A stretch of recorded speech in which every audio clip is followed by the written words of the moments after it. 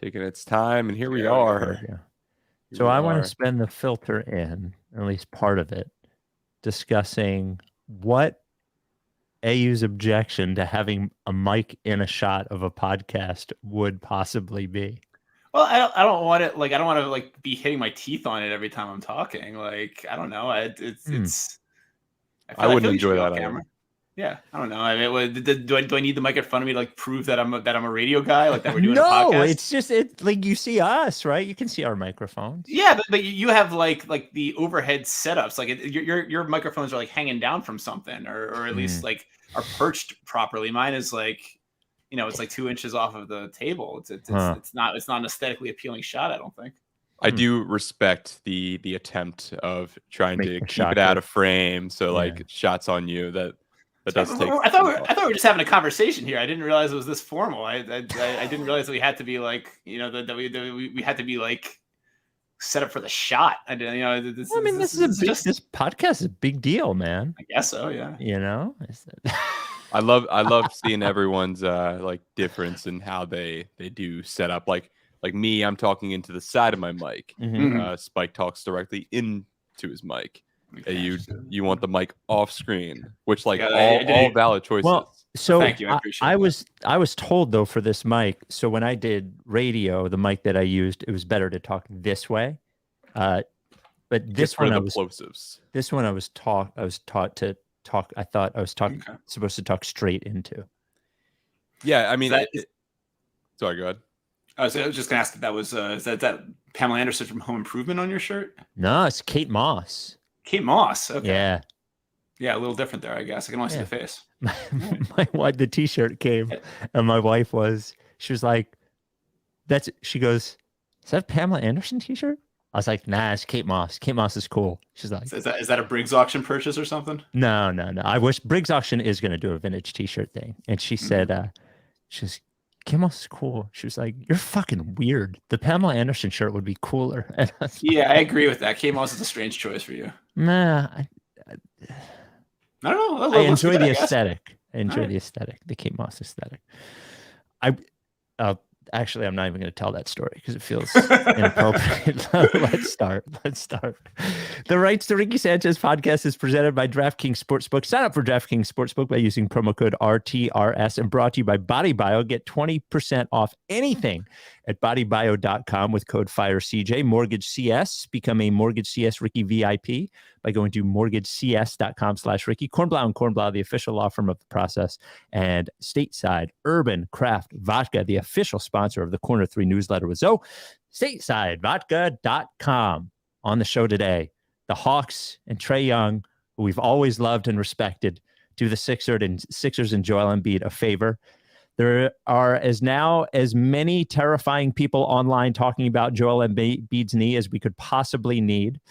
Could the Sixers lose BBall Paul this offseason? Jimmy Butler puts the Bucks on the brink, and a necessary but painful banning of one of the members of the Ricky. If you are watching on YouTube, I express to you, subscribe to the Ricky on YouTube.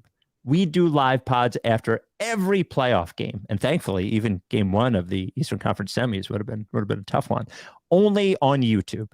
Subscribe. Set up notifications so you know when we're live. We'd love to get to 11,000 by the end of the playoffs. We're at 10,300. And the Ricky YouTube is where Live Ricky 5 is, and you can watch the amazing interview with BBall Paul as well as Kate Scott. I did mention Stateside Urban Craft Vodka, who we are sponsored by. I believe, even though you can drink a Surfside at any time, there's my Surfside Yeti. Even though you can drink one at any time, I believe spring and summer is Surfside season for Stateside Vodka. The iced tea and vodka, cold on a warm day when the sun is shining. Maybe it's the regular iced tea and vodka. Maybe it's the iced tea lemonade and vodka. Maybe it's the peach tea and vodka. It's up to you. Try one of the vodka sodas as well. But you got to be 21. Those are the rules. StatesideVodka.com. Without any further ado, Amos and the chef.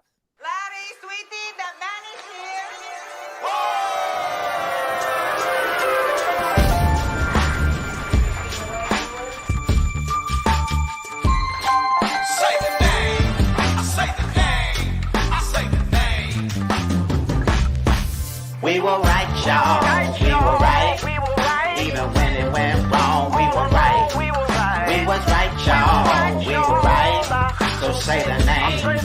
say the name.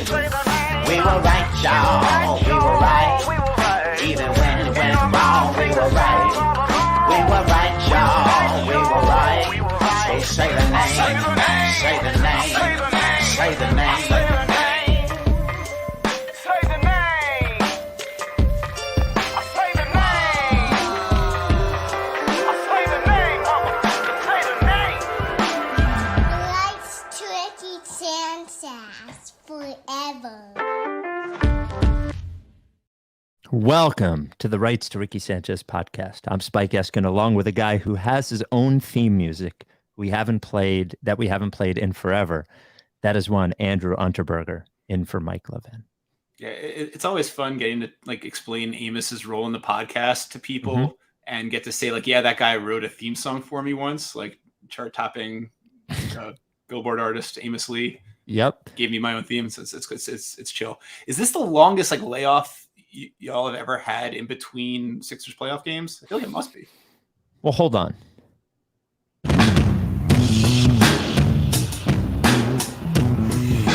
Yeah. I can't believe you even still have the MP3 of this. Hey, you! Get off my goal. Hey, you! Get off my goal. Uh-huh. Hey, you! Get off my goal. Get it! Many people haven't heard this. Lots of people haven't heard the AU song. I think I've heard it one time. Yeah.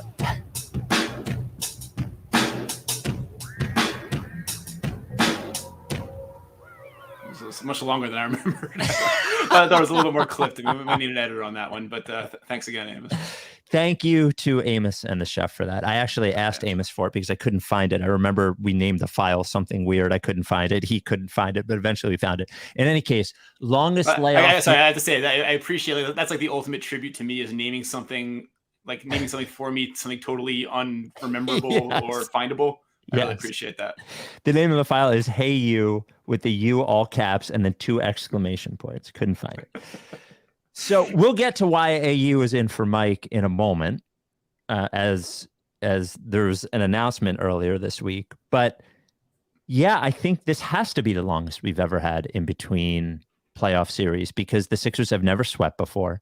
And the fact that the other team, now that that series has to at least plan for the longest possible series, I think this is the longest. It's actually such a sense of relief. This because the playoffs are such from a podcast perspective, I love it. I'm not saying I don't love it, but are a grind because it's so many late nights, especially when you get into the next round. So having this week off, we talk about Trae Young in a second. What a god that guy is for getting us till Monday, putting Joel Embiid having to play on that injured knee off until Monday. It's lovely. It's a good feeling having this week off.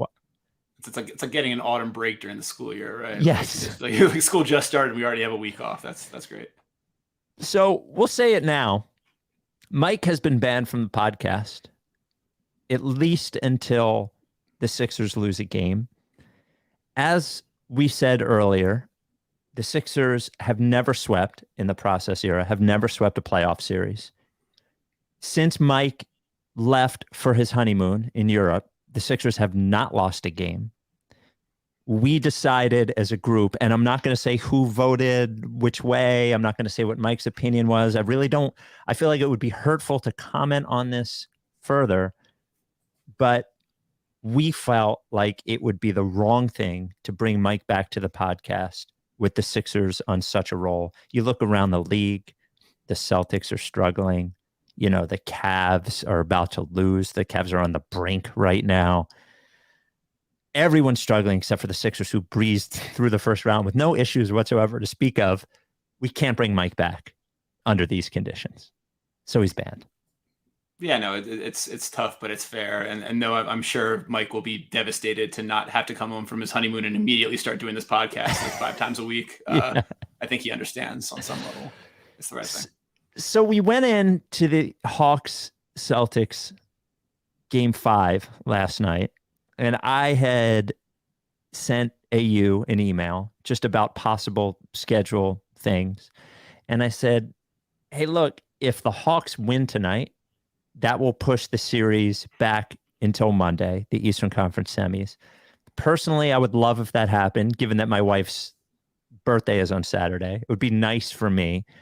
Your response, as is most people, as the line was 13 points, the Celtics were 13-point favorites. You were like, I seriously doubt that's going to happen.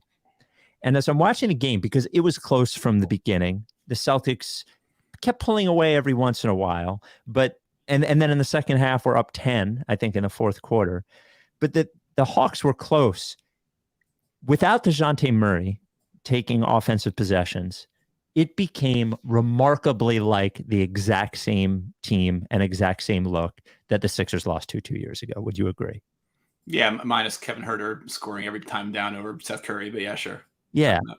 So, and what you start seeing is, and here's what I decided about Trae Young, is that if I was cheering for Trae Young, if he were on the team that I was cheering for, every time that he would take yet another possession, whether it is a 38-foot three or get blocked on some floater or something like that, every time he would do something, I would be like, oh, God, stop it.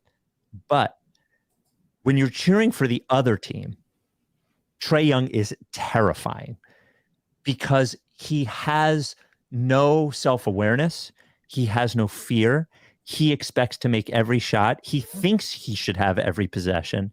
And he is just talented enough to, if he gets enough possessions on the right night, obliterate you. Even last night, when they win the game, he had like 35 points on 31 shots or something. It wasn't like it was the most efficient night in the world, but I knew that feeling.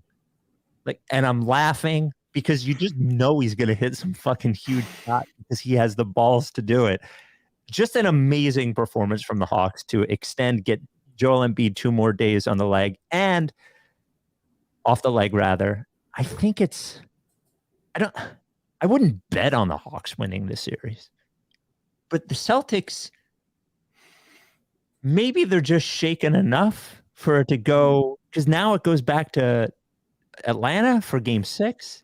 All right, that raucous Atlanta Hawks home crowd of long-time Atlanta Hawks fans. They might show up by the second quarter. You never know. I don't know. It was just, there was so much similar to watching that, and I could see it happening, and it looked like exactly the same team.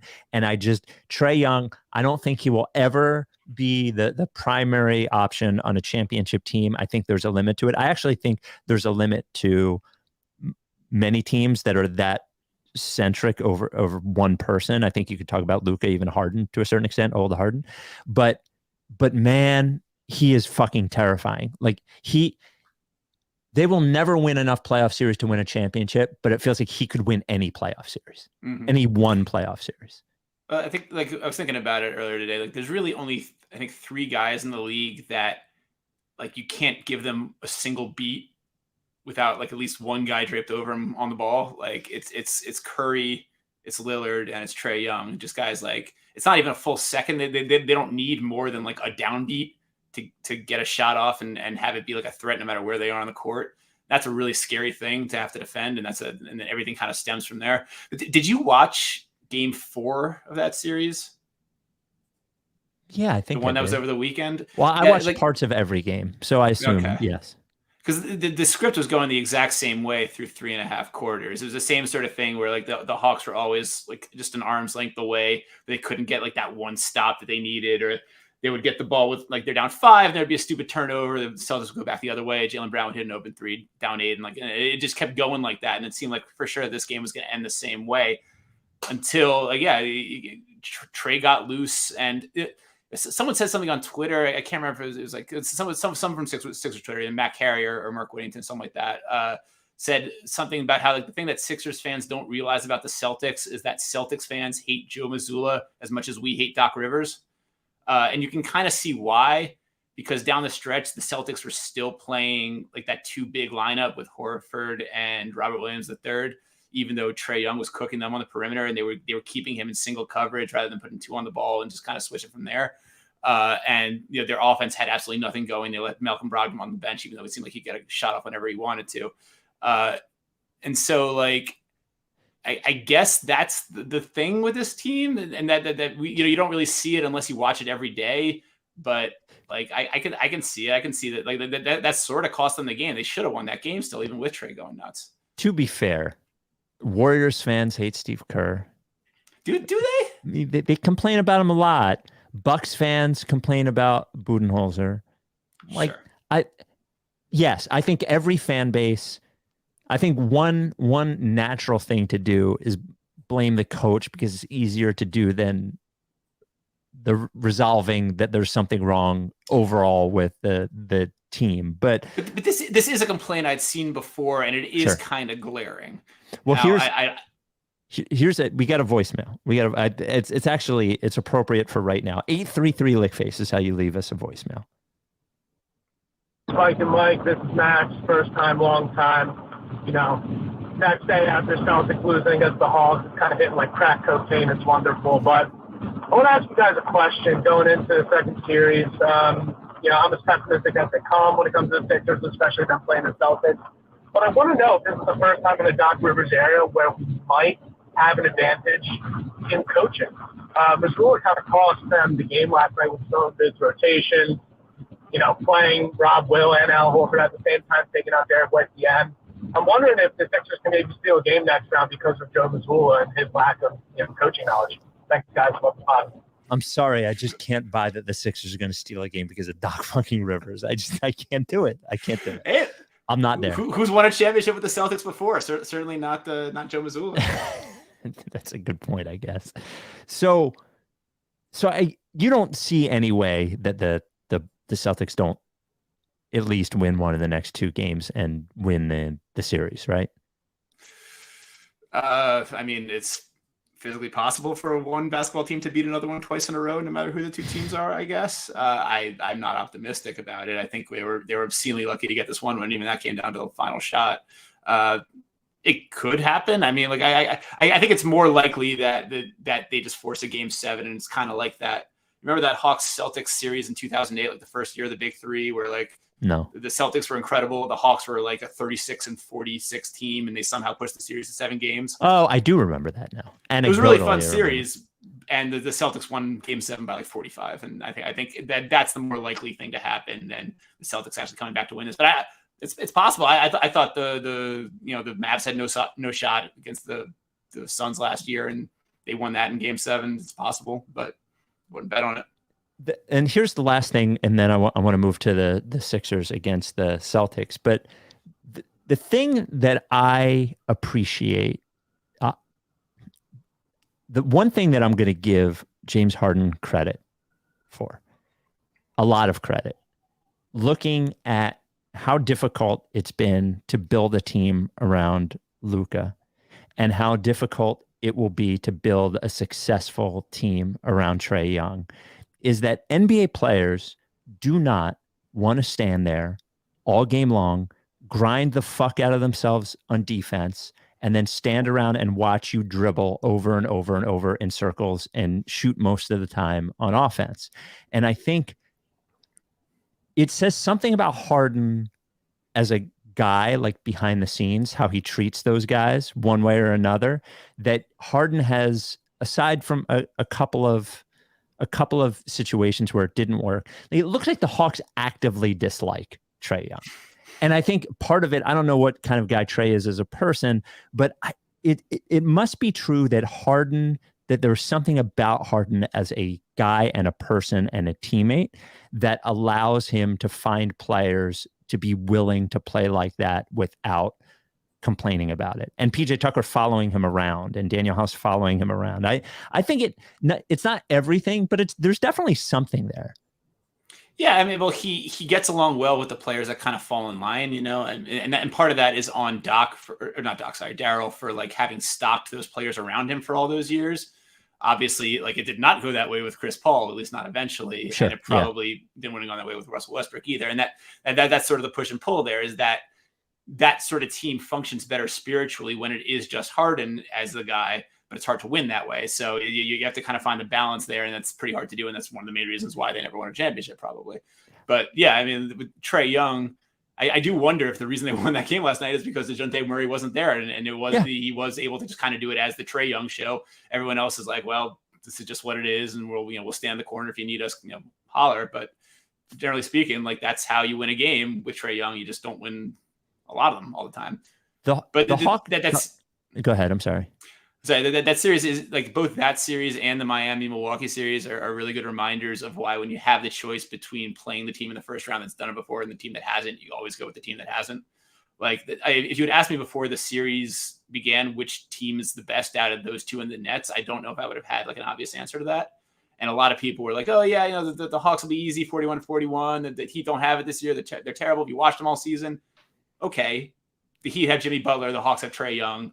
Give us the team that doesn't have anybody who's been there before. Yeah, I was not saying that about the Heat. I was absolutely terrified. But people were. There were people who were saying that. Yeah, well, I know they were. And when I said I was scared of the Heat, I got response to that. And I was just like, what? I don't want any fucking part of it. At the very best, it's going to be they're going to grind a win or two out of you. That is going, you know what I mean? That look at what a grind the fucking Nets were. And they don't have any players like that. So, BodyBio, I got a package in the mail today from BodyBio. It was a relief. I had run out of Eli.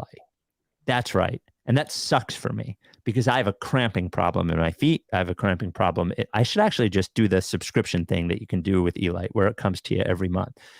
A cramping problem in my feet, my calves, my abdomen. Sometimes I run every morning. I sweat too much. I'd run out of Eli. Eli arrived today, 2 of the big bottles of Eli.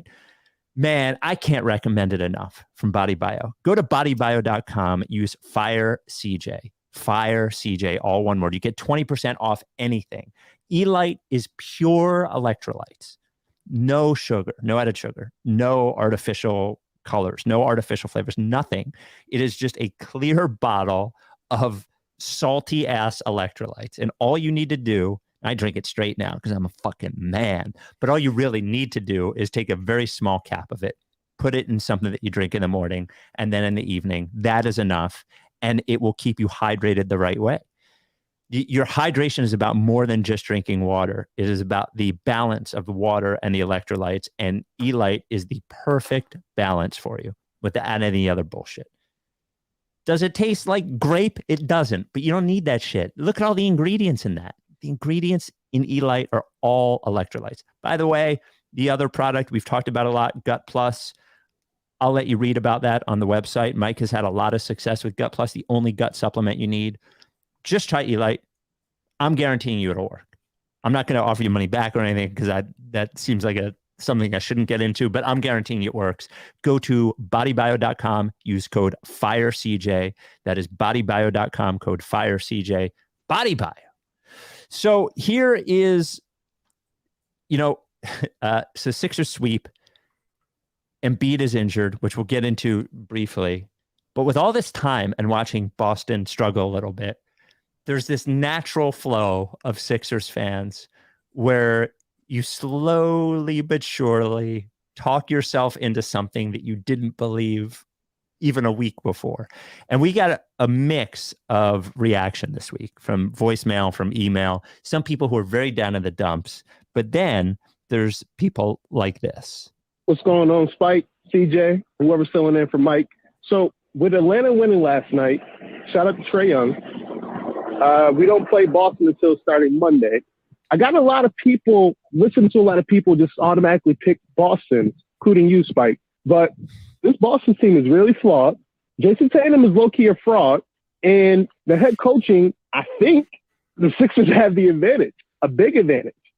Mazzulla's not good. This Boston team is not that good. I'm feeling good about the Sixers, man. Sixers and 7. Right from the Falls, by the way. Peace. So what do you think? Sixers, Celtics, do you feel any differently than you felt a week ago? No. I mean, a little maybe. It's good that they lost twice to the Hawks. I prefer that to them sweeping the Hawks. Yep. I think we're kidding ourselves a little bit if we think that we would have taken care of this series in 4 games or 5 games. I think the Sixers would also have struggled with this Trae Young Hawks team a little bit.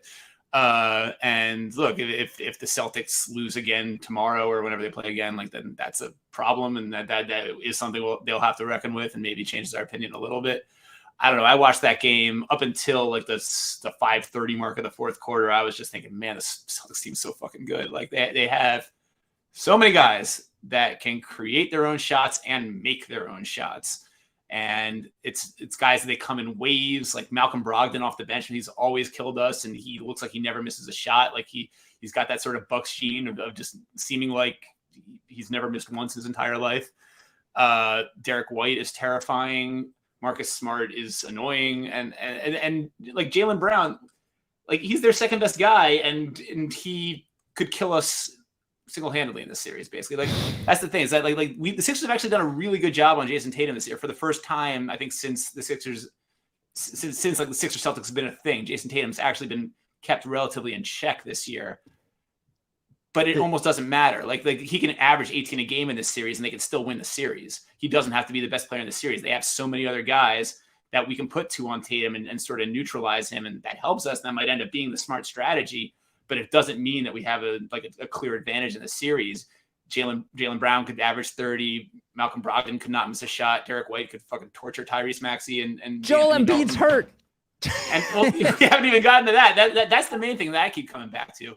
We played them 4 times this year. We won the first 2 pretty easily, or pretty handily at least.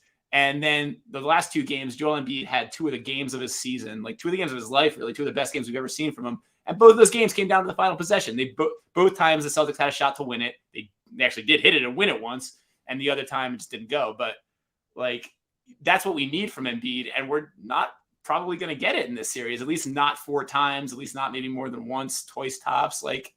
It seems like he doesn't play the first game because they try to steal the first one, because they think if he doesn't play the first game and they happen to win, then they can sit him in the second game. Yep. But they lose the first game and then he plays in the second game and we get the warrior look of him, and maybe they win and maybe they don't, but we can tell that he's dragging his leg around out there. I don't know. And so like this. Well, actually, I guess I shouldn't ask that yet, because we're probably getting ahead of some of the scary internet talk people. But yeah, the main point is that like this series is maybe close if the Sixers are at full strength, and even then, there's a lot of people saying it's like a toss up. I don't think it is. I think even in the best case scenario, we'd be at a slight disadvantage, and we're not in the best case scenario at all. I think we need like a Celtics injury. We need some miracle in game 1 of the series. Like we need a lot of shit to go right to even really have a chance. And even then we're probably still at a disadvantage. And this is gloomier than I probably should be. Like, it's not like the Sixers have a 5% chance of winning this series, but I don't even think it's like a 1 in 3 chance. I think it's like a 1 in 5, 1 in 4 chance. Maybe. I don't know. Well, I had it as, I'm sorry. I'm just asking, is that overly pessimistic? No, I had it as 1 in 5 when Embiid was healthy. I mean, it's just they won. They were the best team in the league for a good portion of the season. They were in the finals last year. This is what I will say about them, though, and I don't think that the Hawks thing. I've said before. I said on one of our other podcasts. Sometimes good teams struggle with teams that are not that good in one of these series. It just happens. The thing that I could imagine happening is like they shoot a lot of jump shots. And it absolutely, they could absolutely have 3 or 4 games in a row where every shot that Jason Tatum takes is a contested jumper, every single one. Now he's good at making them, but when you rely on them that much, you're just jump shooting in general is just like a streaky thing, especially 3-point shooting. And I'm not saying they have to get lucky, but I am saying that the way that the Celtics play, I could just imagine a few games in a row where they are not hot and then the Sixers take advantage of it. I wouldn't, bet on it but I don't think it's impossible. But then we got the other side of the coin. We got this from Scott in Utah. I've never bought into the Sixers being a legit contender. I emailed you during the famous Nuggets win explaining that all the glaring flaws were still there despite the win. The next game, they got clowned by Orlando. Glenn is running Embiid into the ground, and that's going to come back and bite them. My concern has always been that the Sixers lack that extra gear, deep gas tank, and durability to win a 7-game series versus a true contender. The additions of PJ Melton and McDaniels help, but it's not enough considering their flaws. Remember when Embiid came into this season in horrible shape? He shook off the rust and had another freak season because he's a freak talent. But guess what? He still often looks gassed early in games. Joel would do the LeBron thing and rest during the game by not chasing rebounds, not boxing out, not getting back on D, and taking plays off. Well, it worked. He's the clear MVP, and the Sixers won a lot of games. Then the Nets series happened. After 9 days off, Embiid comes in looking tired and sluggish. He's falling down more and at times looking absolutely exhausted. He averaged 5 turnovers a game and shot 12% from 3. You know what happens when you play a fast-paced sport while being exhausted? Your chances of getting injured increase. Well, Embiid ended up getting injured. It took Tobias Harris having his best performance in a Sixers uniform to sweep the Nets. Moving forward, probably against the Celtics, we have a greatly compromised and out-of-shape Embiid. James Harden, who can no longer get his big ass off the floor to make a layup, is also injured and out of shape. Harris and Maxey are going to have to carry the scoring load, and I just don't see that working versus this Celtics defense. So the Sixers are doomed. And you know what? I'm fine with it because they had a good season. Embiid is hurt. Harden's toast. The roster isn't deep enough. Shit happens. I'm not going to be as furious as I was when they were clowned by Atlanta and Miami. They have no chance versus Boston. Thoughts? When you put it like that, yeah. I mean, yeah, like it's a bad situation, and the annoying thing is that like some of that I do read as bullshit, like some of that like kind of heart of a champion stuff, and like, oh, the Sixers don't have it, they're not tough enough. Like I don't think that's true about this team this year. Maybe it was true in the past, maybe not, whatever. I don't think, and I think that was like the one really good thing you do take from the Nets series is that that was a grinded out series, that was a toughness series, and they showed up for it. Yep. Aside from them beating Game 3, whatever, but like. That's not the problem. The problem isn't intangible, spiritual, karmic stuff. The problem is the Celtics have more good players than we do. And the Celtics have been there before and we haven't. And the Celtics are healthy and we're not. That's the problem. And that's a real problem. And I think that's a bigger problem than all the sort of woo-woo stuff. But like... So we should, do you want to talk, let's talk about the knee. Let's talk about the knee, okay. Because this is like, it's amazing. I respect the optimism and I understand the reason for it. When you have the best player in the series, you can absolutely win 100%. Yes. But it does feel like we have all just sort of gone like in this time off, Embiid's going to be fine. So here was, Ramona Shelburne has always had good Embiid information, whatever the path of information goes, because it's no longer, it's probably the Sixers, not Embiid, because he doesn't have an agent anymore or anything. But here's what Ramona Shelburne said about his knee. As exciting as the playoffs have been thus far, there's still a couple of unanswered questions, if you will. To you, which one is the biggest? I mean, what is the status of Joel Embiid going forward? Right. Okay. So he has a sprained LCL in his right knee. That's the lateral collateral ligament. And when he first went down with his injury, the sense is that it was going to be a 1, maybe 2 weeks, depending on how he feels. Now, he's going to be reevaluated in the middle of this week. But the injury happens on April 20th. And the second round starts April 29th. That's right in that window. Right. Where he could come back in time. That's why Doc Rivers says, I don't know, maybe it depends on how he recovers from that. But what kind of Joel Embiid are we going to see? Right. Because Joel Embiid with a knee injury, with a big old brace, we see him play like that. Yep. That's not what anyone in Philadelphia was hoping for when you went into this season after the kind of year he's had. And so that's in the Eastern Conference. It is game 1 of the Oh, does she keep talking about it there? Whatever. Next round. Yeah, let's could see. Start as soon as. Oh yeah, that's done. So then Kyle Neubeck, after John Clark, thankfully John Clark confirmed the news that Ramona Shelburne reported that she got directly from Joel Embiid, but thankfully John Clark confirmed that. And then Kyle Neubeck, he's doing what he should do. There's a lot of doctors on the internet now who talk about injuries they have not examined, especially the football doc guy. Like they just watch it on TV. What I liked about the interview that Kyle Neubeck did is he just got sort of the general scope of what a strained LCL, what happens with it. So here, this is the doctor. It could be mild. We usually grade them 1 to 3. 1 would be a mild sprain, up to a 2, followed by a 3, which would be complete disruption of the actual ligament. If we look at a physical exam, think of a ligament like silly putty. Stretches out a little bit, so we can test that on a physical exam to see if there's a little laxity there. That's one way to determine the grade, to say if this is a mild problem, a moderate problem, or a severe problem. Then when you get the MRI, you can look for different hints and criteria. is their fluid. They probably saw fluid around the LCL, and that's where they would come up with, we think he sprained his LCL. And then you could determine an MRI is the best to see if it's completely torn. If it's a mild sprain, you can be better as quickly as maybe 10 to 14 days. That is the one, by the way. If it's a really bad sprain going into that grade 2, you're looking at 4 weeks of some irritability. And then if it's grade 3, you're looking at 6 to 12 weeks. And then Kyle asked him, what are the biggest risks associated playing with an LCL sprain? One, you're going to make this grade 1 sprain into a grade 3 sprain. And again, your knee is a 4-ligament system. You've got this one ligament's compromised. Not only could you make this ligament worse, you could hurt the other ligaments because they're all trying to help out and there's not as much stability to the knee. Or you could tear the meniscus, again, because of lack of stability to the knee.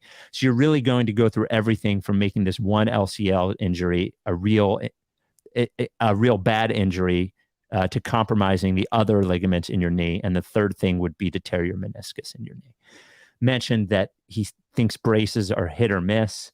And the other thing that you have to take into account with this is that when you are a 7 foot, 265 or 70 pound guy, all of this is, tougher.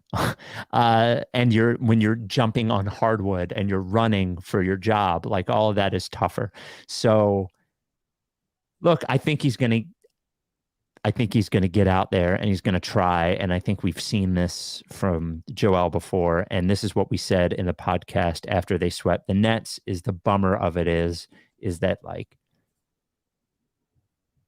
we just don't get like a real answer or closure to the season if they lose, because this is always lingering in the background, whether he misses 1 game or 2 games or 3 games or whatever it is, or whether he looks fine or doesn't look fine. That's the bummer of it for me. Well, it's one of the many bummers of it, but yeah, it's probably the biggest one. I think the most interesting thing about the guy that Kyle interviewed, he said something that sort of crystallized this entire discussion for me, which is that he basically, he didn't theorize that this was the way it was going to be, but he sort of presented it as like a possibility or a theoretical possibility. He said, like Embiid could play game 1 and be 60% for the rest of the series, or he could play in game 3 he would sit the first 2 games playing game 3 and be 90% for the rest of the series. And he's not actually really basing that on much, but he's just sort of throwing that out as an example and as like maybe like a likely average of possibilities.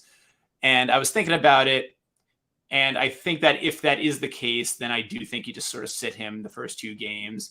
You hope that in game 1, Tyrese goes nuts, BBall Paul wreaks havoc on shit, and they some miracle happens. They can steal game 1. They can basically sort of mail in game 2 and then make it a best-of-5 series with Joe.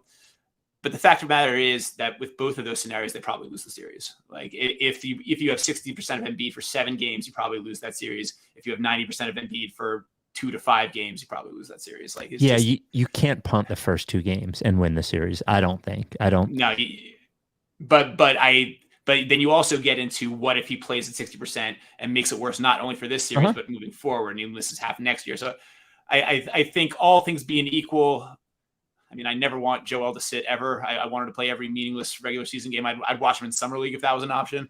But I think given everything we think we know about what's going on here and what we've seen from Doc and from Ramona and everyone who's reported on this, I would probably feel a little bit more comfortable if we didn't see Joe until game 3. And that sucks. And we're probably going to lose the series, but that's just sort of the way it is right now. And the thing that really sucks about this beyond what you were mentioning earlier is that we already had a thing with Harden. We already had one. Well, wait, why doesn't Harden look like Harden? Right. And now we have this with both of our best players going into this really pivotal series against our most hated foe and maybe the best team in the East, maybe the best team in the NBA. It sucks, man. Like, this is just too many ifs. It's too many question marks. Like, if we're going to need some real, like, 69 Mets shit to get past the Celtics in this series. And maybe what that's if the Sixers play the Hawks? What if the Sixers play the Hawks? What would you say the chances of them beating the Hawks are?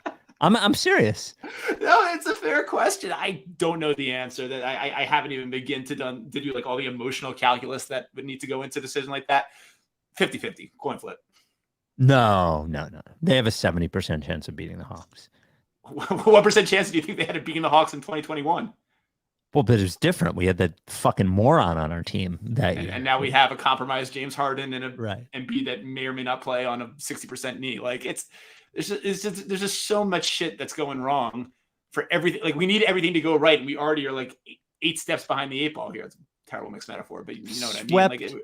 Swept the first round. Come on, that was nice. Swept the first round. I did enjoy that. The Rice Ricky Sanchez podcast is brought to you by Mortgage CS. I talk about Mortgage CS a lot. Mortgage concierge service, mortgagecs.com/Ricky.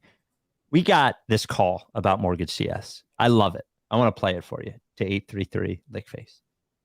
Long-time listener, first-time caller. Just wanted to let you know that even if you're a Rights to Ricky fan deep in enemy territory, living up in, Waltham, Massachusetts, that the wonderful folks at Mortgage CS will still take care of you.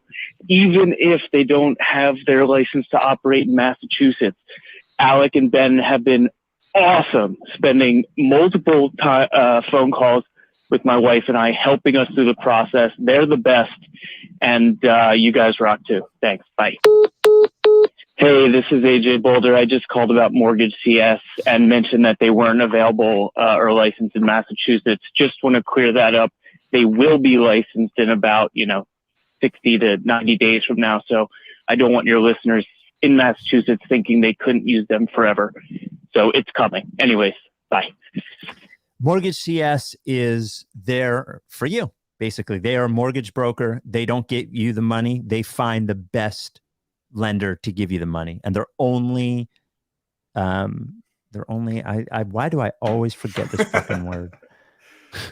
The only person they care about is you. They don't care about the banks, no deals with any of the banks. They're leading you to the best rate. That's it. You can call or text their CEO, Ben, at any time. 267-391-7425. 267-391-7425. I want somebody in the chat to text Ben right now and see if they get a response by the end of the pod. I should warn Ben that it's going to happen. 267-391-7425. See what he's got going on. Or just go to mortgagecs.com/Ricky. That voicemail we get tons of emails. I met people in person. Just the fucking best. Once again, mortgagecs.com/Ricky, or call or text Ben at 267-391-7425. Oh, we don't have the recorded version of the disclaimer. I gotta have the audio of that so I can use it next time. This advertisement is not a commitment to lend or extend credit. Mortgage CS is an equal housing opportunity mortgage broker. All loans are subject to credit approval. Certain restrictions may apply. Company NMLS 1464766. Visit mortgagecs.com/Ricky for more information. Your official prediction, AU, on when Embiid plays and the series. Man, I think it. Jeez, I think it does depend on what happens in that game one, both with him and with the team, but that is a cop-out answer. So I'll say he plays in game two. The shit goes wrong in game one, and then he rushes it back for game two, and kind of unfolds from there. We should try to present like some sort of the positive perspective here. I feel like, the positive perspective is they have the best player on the court. The Celtics are having trouble finishing off a 500 team in the Hawks, that they are much more talented, much bigger, much stronger than. The entire world thinks their coach is fucking up the series, and the Sixers have 9 days off to heal all of their ailments. This is not, it's not impossible. They're not playing the fucking Warriors from 5 years ago. They can win this series. I just don't think it's likely. But it could happen. You win game one, let's say Atlanta stretches it to 7 games. That means the Celtics have to play on Saturday and then have to turn around and play on Monday while the Sixers have been off. It's true, they might be fat and slow by then, but that's but they will have been off. I don't know. You win game one, all of a sudden, everybody thinks something different. I didn't think the Knicks had any chance against the fucking Cavs. You know what I mean? You win game one. I don't know. It could happen. Yeah, I'll also say they can do themselves a lot of favors by just tightening up the bench in the series, by not playing George Niang. This is the thing that I think is easy to sort of get lost in the shuffle about the regular season matchups, is that so much of them, the team fell apart when Embiid went to the bench. And if you believe in Paul Reed, you believe in his improvement throughout the year, you believe in what you saw in the Nets series, you can believe that he can sort of stabilize that unit a little bit And if they don't play Niang, if they sort of shorten their rotations and maybe more Tobias, more PJ, they haven't been great about against the Celtics either, but you believe in them a little bit more. And no Harrell, certainly, who played in a couple of those games this year. If you just sort of minimize the negative contributions that the Sixers have had to deal with in this series, then you might have more of a chance of just sort of treading water while Embiid's out. And when Embiid's been on the floor, they've been the better team. So, I mean, obviously you can't feel as comfortable with that with Embiid so compromised, but there is a path forward to sort of, shortening the gap in between the two teams in terms of the quality of the play on court by just not playing our bad players or our unplayable players as much. And that's a lot of faith to put in Doc, but it's going to have to be a good Doc series. Or we're going to have a chance. And that's scary, but that's just the way it is. So BBall Paul, there's been some BBall Paul talk. Let's first start with this voicemail to 833 Lickface. Hey, it's Brando in Delaware. Paul Reed is better than Nick Claxton. Fuck you, Nick Claxton. Paul Reed provides excellent customer service. True. I just want to... Hey, it's Brando in Delaware. Paul Reed is better than Nick Claxton. Fuck you, Nick Claxton. Paul Reed provides excellent customer service. Undeniable. I love it. So one thing we haven't talked about at all, and so we did talk to Paul Reed at Live Ricky 5 about his impending free agency. He's a restricted free agent after this year. We asked him how much he needs to get paid to stay a Sixer. He wouldn't answer. I said $9 million, I think. But I think he said 8. Oh, did I say 8 million? 8 million's fine. So then we do have Shams talking about the free agency of BBall Paul. This is the fucking real world we have going on here. Go ahead. BBall Paul and the Sixers, they've had some extension conversations over the course of the regular season. There have been offers made from what I'm told, but there's no deal as of right now. It doesn't look like they're going to reach an agreement on a new extension. He's in the last of his deal. He'll be entering free agency, restricted free agency this offseason. And so when you look at what he's done in these playoffs, 7.3 points per game, 7 rebounds per game, 58% shooting in only 16 minutes a game, that output that he puts in such limited amount of time, it's clear he's going to be valued around the league. He's helping himself with every game. So no extension for Paul Reed as of right now. He's going to go into the market, it looks like, as a restricted free agent. And some of the numbers that he's putting up, it's clear he's going to get some attraction in free agency. What a world. Love it. This is already a discussion. We're not even in the second round of the playoffs, and it's already, what are we doing about BBall Paul in the offseason? It's beautiful. I want your percentage chance that BBall Paul is on the Sixers, and I also want your estimation when they're thinking about re-signing him, how much they're thinking about the fucking outrage and landslide of shit they would have to deal with if they let him sign somewhere else. So the first question, what percentage that Paul Reed is a Sixer next year? Like 75 to 80. Okay. I'd be actively surprised if he wasn't.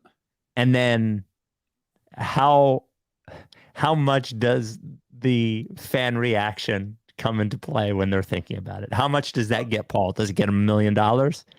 Oh, at least. I mean, especially because they is Daryl, who is probably listening to this podcast right now. Like, yep. It's definitely going to be in the back of his head. And there'll probably be like a certain degree of, like, I don't want to give the bastards the satisfaction, but also, like, he's got to show his face on these Twitter streets. He doesn't want to have to do that after letting Paul Reed walk to the fucking Hawks or whatever. Like, you got to bring back B-Ball. Like, not only is he the best backup that Joel Embiid's ever had, I'm not even going to qualify that. He's the best backup that Joel Embiid's ever had. Like, you need tradable contracts if you're going to improve this team moving forward. And if whatever reason we decide that BBall Paul like isn't, if we need to make a sort of home run deal, you need those kind of like mid-range contracts that are like of good young players that people actually want. And like, you can't just let guys like that walk out the door for nothing. Like, whether as an asset or as a player, like BBall Paul is enormously important to this franchise. You can't let him go. Daryl, I'm talking to you. It's just you and me right now. Hey, Daryl, Spike from the Rights to Ricky Sanchez podcast. You've been on our podcast a couple of times. Once when you were president of the Rockets, I don't know if you remember that, you were at Disney World, locked in there with the rest of the NBA, and you were like, Moneyline jump on this podcast for no reason whatsoever. These guys that do a Sixers podcast. In any case, that's us. We've had a pretty good relationship, and I feel like we've been pretty supportive. Even when you gave Daniel House a bunch of money that he didn't deserve, or overpaid PJ Tucker, who is now my favorite Sixer, we kind of let that stuff slide. You let Isaiah Joe go for nothing, and we were totally fine with it. Well, maybe not totally fine. Everybody else is totally fine with it. I barely bring it up. I guess what I'm telling you, Daryl, is that I understand that you came into this position with the deck stacked against you. You walked into a situation where $80 million of salary was committed to Ben Simmons and Tobias Harris. Think about building a winner when you have $80 million committed to Ben Simmons, who won't play, and Tobias Harris, who we appreciate, but, you know, $80 million to those two guys. Also, with all those draft picks out the door.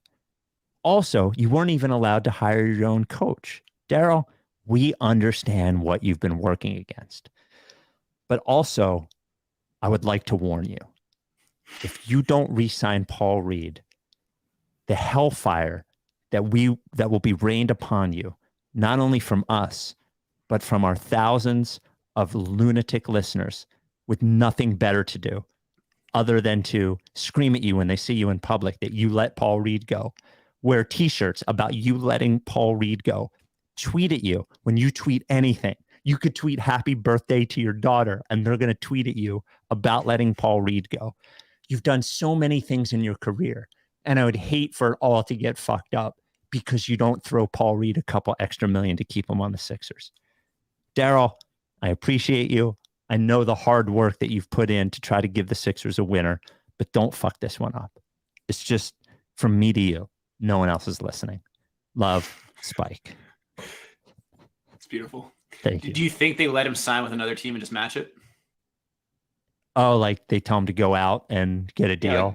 Yeah, get whatever you want. And then, oh my God. Can you imagine? We see Oklahoma City has signed Paul Reed to an offer sheet of 3 years, $36 million. It's going to be a suspenseful couple of days when that happens. It's going to be interesting. By the way, you never answered about what you think about it when Embiid comes back, plays his first game. I thought I said that up top. I think he misses the first game and comes back for the second game. Okay. Yeah. And I think ultimately they will lose in 6 games. And I think there will be a point.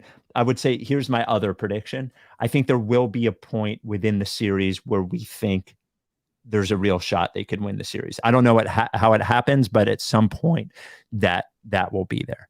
I got a good, before we get to relationship advice, because we got a good relationship advice question.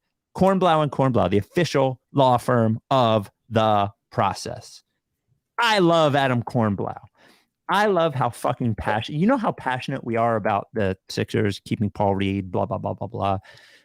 That's how passionate Adam Kornblau is about his job, about being personal injury attorney. You see, if it wasn't for people like him, you don't understand the law. I don't understand the law. We're fucking idiots. If it wasn't for somebody like Adam Kornblau and Cornblau, we would be stuck in situations like that. Medical malpractice, injured at work, slip and fall, car accident, any of those things. Kornblau and Cornblau is there for you. And they're not one of these big, annoying personal injury firms yelling at you on TV. No, they're letting me yell at you on a podcast about the Sixers. Come on. The premier boutique personal injury law firm in all the Delaware Valley. Do they have a lot of offices? They do. Will they come to you if that's what it calls for? They will. You don't even have to leave your home. Kornblau is going to make house calls. And the most important thing is you are getting the people that we tell you that you're reaching out to. You call or email Kornblau and Cornblau, you're getting a Kornblau.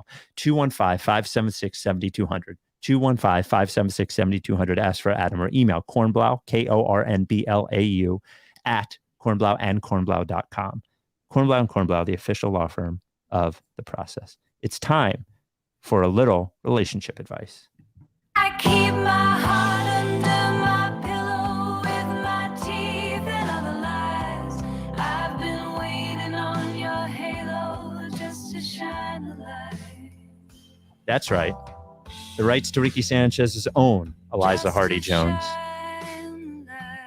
Relationship advice. This comes from David. A year ago, I got a new barber. I liked the haircuts, but after 6 months, she left. She spends 6 months a year in my city and the other half of the year in a different city. Since barber number 1 left, I found a new barber at a different barber shop. Barber 2 is good, but I like her haircut just a little bit less. Now barber 1 is back in my city for the summer, and I don't know if I should go back to her.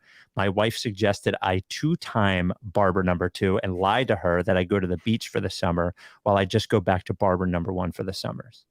Question number 1, is my wife's advice a test? Question number 2, what would you do? Love the pod. Thanks, guys. I know what my answer is here.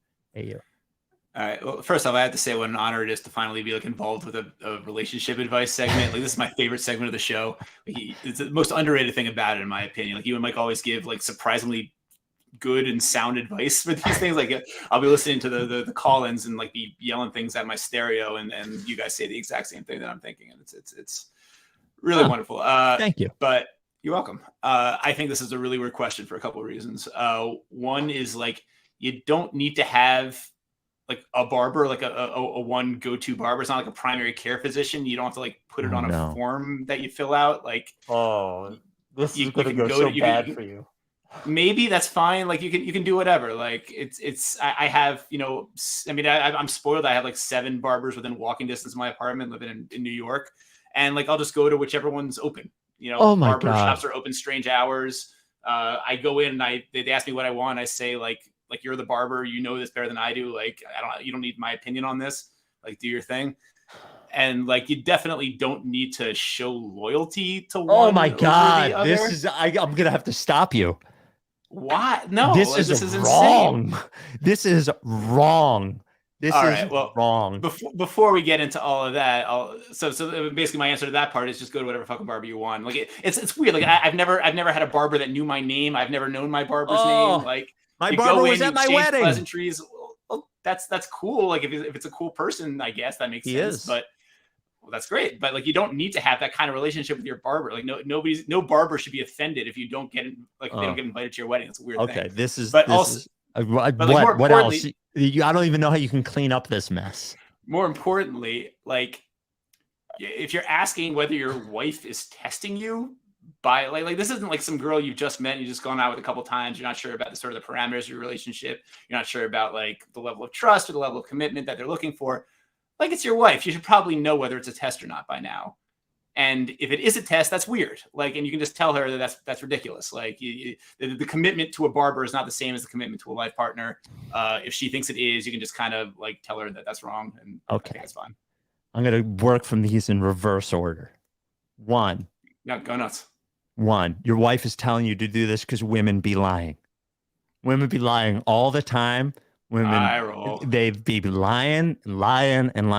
She is not testing you. She just doesn't understand the importance of honor. That is the first thing. I can't believe I finally get to go on relationship advice, and this is the fucking question we get. Number 2. And this is your response to it. Number 2, you absolutely need a regular barber. 100%. You need a regular barber. Now, one of the most stressful things about moving from Philadelphia area to North Jersey was that I had to leave Nafis, my barber, at Nafis the barber in Philadelphia. Nafis, whenever I would need a haircut, if I needed Nafis to be at the barbershop at 6 a.m., Nafis would meet me there at 6 a.m. That was my guy for years. Barber is important. And I would actually ask him every once in a while, like if there was some reason he wasn't going to be there, I'd be like, is it okay if so-and-so at the shop gets me? Like, I would ask him, I would tell him that I was doing that. That is a serious thing. You wear hats. You're a hat guy. No, I wear a hat on the podcast. I never wear hats during the day. Never. Maybe we should start. Never. No. What does it look like? This is a good head of hair right here. Look at this. Look at this. Oh, look, obviously I don't have what you're working with. Maybe I feel differently, but probably not. Like, I once had hair too. It was not like such a thing that like I only trusted one person in the world to touch it. No, you gave your opinion on this one. I'm sorry, you're not allowed to give any more opinion on this one. Okay, here's the reality: is you cannot have a barber that is only there 6 months out of the year. You can't. And you have to have a barber that is there 12 months out of the year, unless your deal is you go to one barber for 6 months and the other barber for the other 6 months, and they both know about it. This has to be like polyamorous barber or whatever. And you think the barber would be offended if they knew that this person went to another barber while they were still an option? Should be. Yeah. So what I would tell you that is do not have access to. What I would tell you is, if you're going to do it, you have to be honest. Honesty is the key here. Do not listen to your wife. Women be lying. She's lying. Goodness. You cannot lie. You have to tell your barber if you're going to do it. But ultimately, my advice is stick with the barber that's there all the time. At the end of the day, you're going to need, there's going to be a situation where you're going to need the number 2 barber to come through for you, and you should be loyal to that barber, because otherwise you're stuck. This other barber number 1 is just not dependable enough. Barber number 1's only there 6 months out of the year. So I say stay with barber number 2. Shout out Kenny, my barber in North Jersey now. I could go through 3 barbers to get to Kenny. One barber was breeding dogs and he was late all the time, but he did give a great haircut, but I felt like it was wrong because he was a dog breeder and he was late a couple times. Shout out Kenny. Shout out Nafis. Stay with the number 2 barber. I just want to say I'm Team AU here. I'm on the app. That's goddamn right, CJ. First available barber whenever they see me. Oh, you're both. It's a little bit this like is a young man who's talking here. A young man with a beautiful head of hair, no less. Yeah. Thank you, AU. Gen Z, you can't trust these guys. It's a little bit of like Russian roulette. Like maybe they'll do something a little different and I might like it. I might not like it. And then, you adjust time to time every time you get a cut. Also, first off, thank you so much for your take, CJ. I really appreciate your support on this matter. Also, I don't really enjoy barber small talk. They're nice people. I want them. But if it was your friend, okay. you would. If it was your If it friend, was my because you go friend, to I a would feel different person obligated to every make it time. every single time. Other people, I can just say, oh, hey, how's it going? Weather is nice, whatever. And then it's silence for 25 minutes while they just do their thing. That's what I want. I don't want to feel obligated to make conversation with my barber for a fucking half an hour every time I sit in their chair. That's upsetting. That's weird. That's going to make me really, really anxious. That's not what I'm looking for out of this relationship. I'm looking for a business literally cut and dry. Some of my favorite days were at the barbershop, screaming, arguing about basketball at Nafis's barbershop. He thinks Mario Chalmers is really good. There was loud conversations. Shout out Mario Chalmers. Shout out Mario Chalmers. I don't know, man. It was this email is disturbing on a number of levels. And also, I think you need to know, AU, that you are treating the barber stuff all wrong. Just 100% wrong. You need a regular barber. You absolutely need a regular barber. And the other thing that I would say is my life changed when I went from a salon to a barbershop, to a barber. Specifically because when I would go to a salon, I would get because my mom would always take me to salons when I was younger or whatever.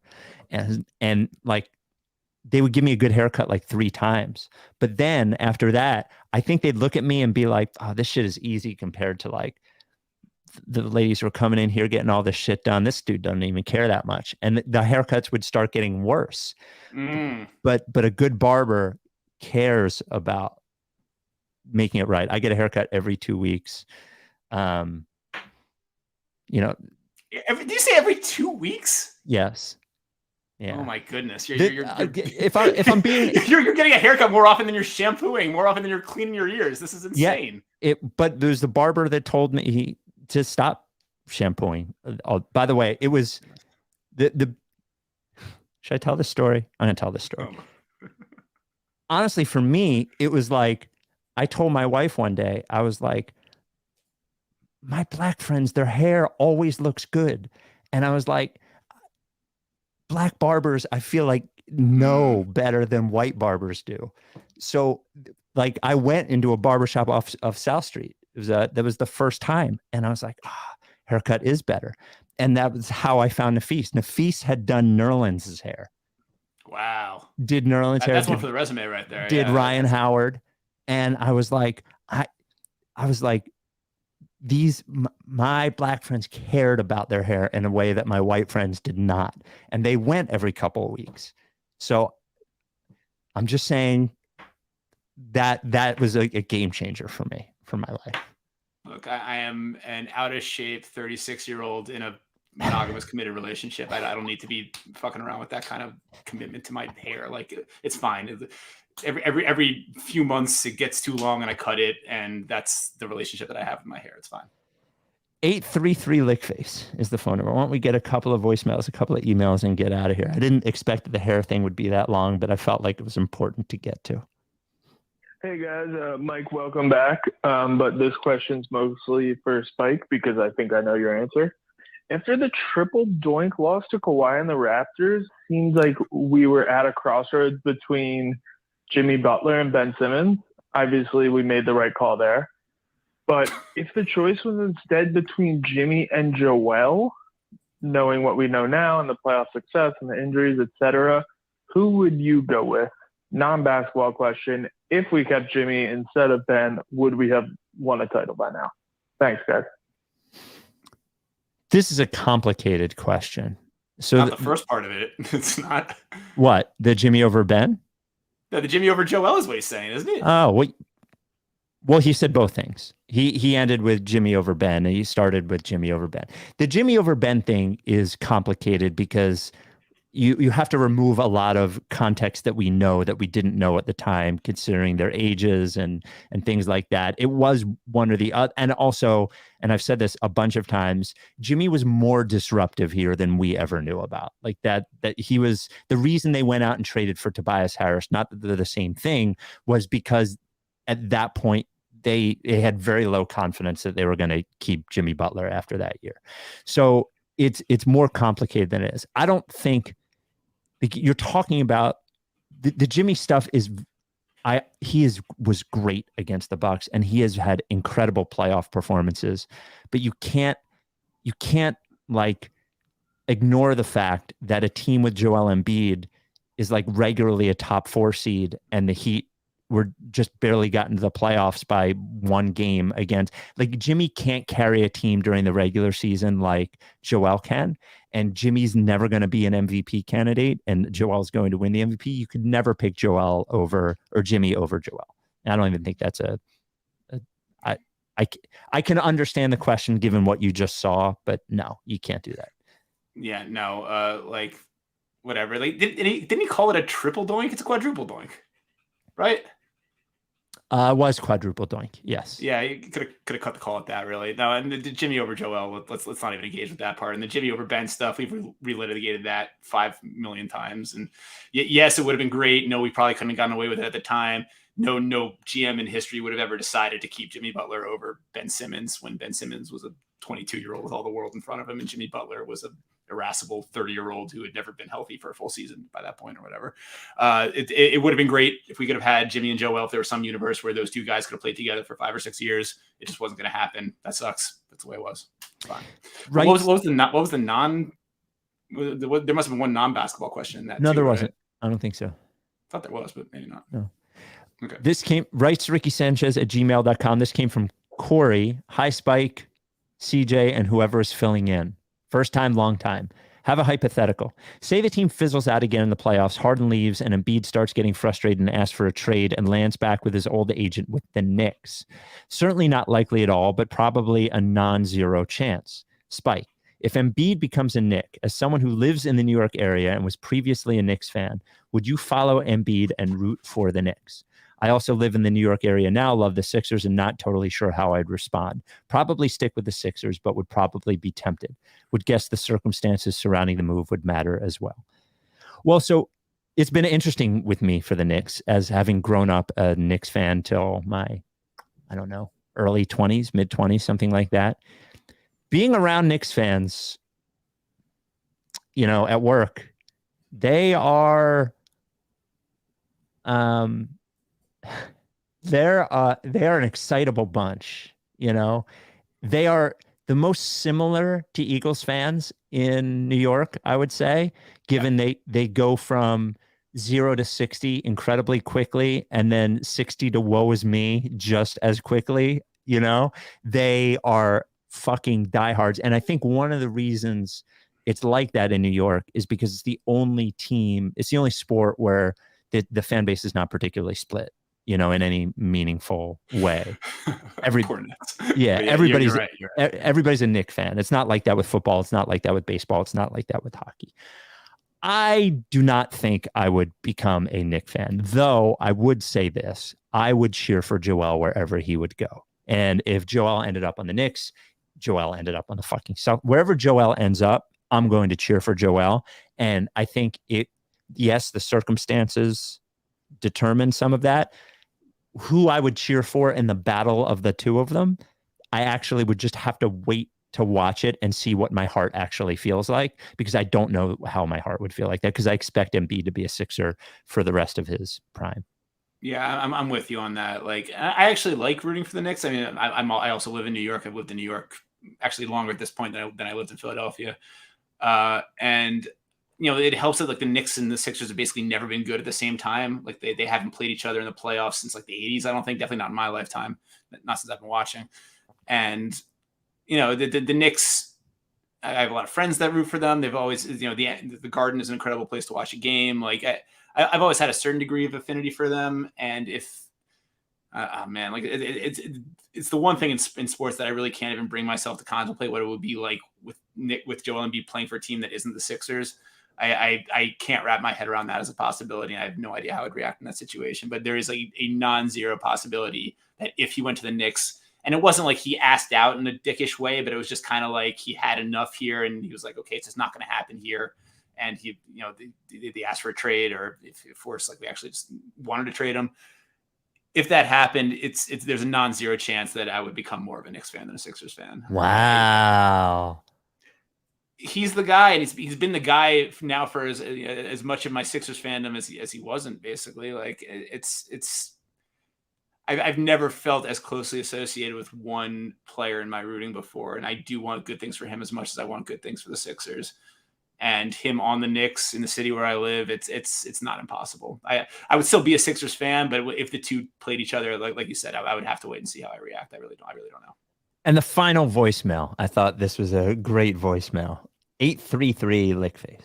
Hey, this is Zach. I have to make a point that I think is potentially just going to be agreed upon pretty quickly, but I'd like to turn it into a venting session if possible. It's crazy that people are still not putting up full court or half court shots at the buzzer in the playoffs. The field goal percentages don't matter. And I've noticed at least 3 times in Sixers games and multiple times in other games. That has to end right away, I think. I'd also like us to start a movement about how to end it in the regular season. Adam Silver should just come out the day the season ends and say, missed shots from beyond half court next season do not count as field goal attempts. We need to end this right away. They're worth 3 points. It's critical. It goes in like 5% of the time. It's crazy to me that it's happening. Thank you.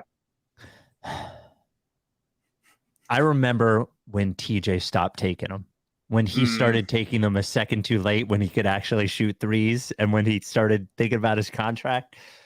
It is crazy that players don't take them, and they do it 1 split second after the buzzer on purpose every time. I think what you could do, though Adam Silver will do basically whatever the players want him to do, but I think what you could do is you could take heaves. You could just make the standard shooting percentages non-heave shooting percentage. And you have the heave and the non-heave, and we just understand that what we're using is the non-heave shooting percentage. But I agree with you. It's out of control. It's a real problem with the league. Yeah, this is a great call. It's a great question. Yeah, I think, and I remember like the first time I heard about this was there was some like Michael Lewis article about Shane Battier, where Battier like actively admitted that like he waits a beat too long to shoot him because he knows it fucks up his contracts if his percentage is low or whatever. And it sucks, and it does seem like it should be easily regulatable. But it's also kind of fun to have it because you get to see who the real gamers are. Like you get to see who the J.R. Smiths of the world are that just don't give a fuck and will shoot it no matter what. Tony Roden was the same way. Tony Roden like lived for those shots. He would take them 3 times a game if he could. And so like yeah, it's annoying that players do it, especially in the playoffs. But it's also kind of it's a fun thing to get angry about. It's like our equivalent of getting angry at like guys who don't run out pop-ups or whatever. Like it ultimately doesn't really matter, but it's a fun thing to get up in arms about. Yeah, we I do like that you can use it to tell the dogs from the non-dogs or whatever. The guys who really care. Sorry, TJ. All right. Monday night, we will be back after the Sixers play seems like something you would remember. Are these 8:00 starts? I don't know the answer to that. I don't think they know yet. I think they'll figure it out. They came out with like the times of the finals are now going to be 8:30 instead of 9:00, but they don't know about this round yet. I don't think. Okay, well, probably won't have to worry about that, but probably not. By the way, I tweeted about this. I don't know if you saw. Do you know when the last time the Sixers won a game 1 in the second round was? Oh, 100 years ago. 1986. Yeah, they are 0 for their last 11, game 1 of the second round. Good time. All right. That's why. If you want to flip the script, this is the fucking game to do it. Game 1, let's get it. So Mike is back Monday night after the game. So we will talk to you then. AU. Oh, and I realized there's another thing that's supposed to happen when you're on the pod. Oh, am I supposed to say the thing? Yeah. Oh my goodness. And then CJ, you have to say the thing, and then CJ can say the other thing. All right, but real quick first, I'm just watching the TV in the other screen. Knicks are up 11 with 2.5 minutes to go. They're probably going to win this series. Yeah, like you could tell in the first 3 minutes. By the way, yeah, they were and Donovan Mitchell still the fraudest of frauds. Huge fraud. Annoying Huge fraud. For 6 years. Did the fucking rookie thing with Ben Simmons. Couldn't stand him then. Thought that they overpaid for him. Now it's that team's going nowhere. I mean, maybe if Evan Mobley becomes Tim Duncan 2.0, great. But Garland's awesome. Well, yeah, Garland's awesome, but yeah, that's why you don't. I don't know. Donovan Mitchell was a weird player to go all in on, and now they're going to lose in the first round to a team that missed the playoffs last year. So, God bless them. All right, I'll say 7 games, 4 to 7 games of facing the Boston Celtics. Get off my gold. You hate saying it so much. You love me how much I hate saying it. So much. I do. All right. We'll talk to you next time. Are you down with TTP?